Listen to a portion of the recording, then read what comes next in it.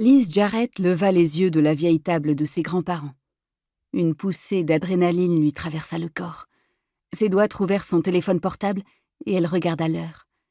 Il était un peu plus de 10 heures. Merde! Liz s'extirpa de la chaise et se dirigea vers la salle de bain.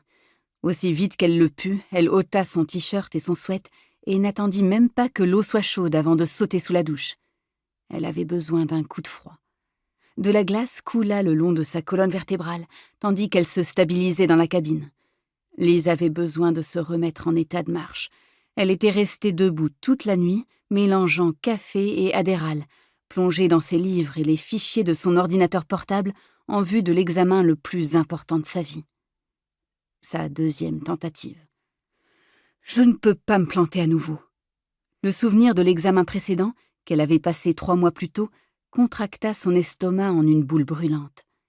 Il faut que je réussisse. Au fur et à mesure que l'eau froide la recouvrait, son monologue intérieur se modifiait. Je vais réussir. Je suis intelligente. Je peux y arriver. À 29 ans, Liz n'était plus jeune, du moins selon les critères de son cursus de droit à l'Université de l'Oregon. Il y avait évidemment des candidats plus âgés qu'elle qui passaient leur diplôme. Au début, les sentiments de Liz envers ses trentenaires ou plus se situaient quelque part entre la pitié et l'admiration. Elle s'était même surprise à trouver mignon qu'une grand-mère de Wilsonville ait réussi à passer le processus d'admission. Vraiment, Liz, qu'est-ce que tu veux dire? Quelqu'un qui essaie de refaire sa vie, qui travaille comme un acharné, c'est mignon. Un jour, ce sera peut-être toi. Poursuivre un rêve sans jamais y arriver. Une carotte glissante au bout d'un bâton que ses doigts ne peuvent qu'effleurer. Allez! Telle une marionnette folle, Liz sauta de la douche et tira une serviette du haut de l'étagère au-dessus des toilettes. Pas le temps d'utiliser le sèche-cheveux. Alors qu'elle enroulait sa chevelure brune dans la duveteuse serviette blanche, elle s'observa dans un miroir qui n'offrait pas le masque avantageux de la condensation qu'une douche chaude aurait fourni. Liz grimaça. Elle avait l'air tendue. Pouah. Ses mains tremblèrent lorsqu'elle appliqua le déodorant et elle dut s'asseoir sur les toilettes pour enfiler ses sous-vêtements. La pièce vacillait légèrement et, pendant un instant, elle repensa au carrousel de Disneyland où ses parents les avaient emmenés, elle et son frère, lorsqu'ils étaient enfants. Elle avait eu la nausée et avait vomi sur Jim. Il ne manquait jamais une occasion de le lui rappeler. Elle ressentait le même malaise aujourd'hui. Liz devait se rendre au centre d'examen, tout de suite. Le lieu se trouvait dans une salle de conférence d'un hôtel à Beaverton, à plus de 3 heures de route. Il lui faudrait risquer un excès de vitesse pour arriver à temps. Elle enfila enfin son jean, un haut et une seule chaussure.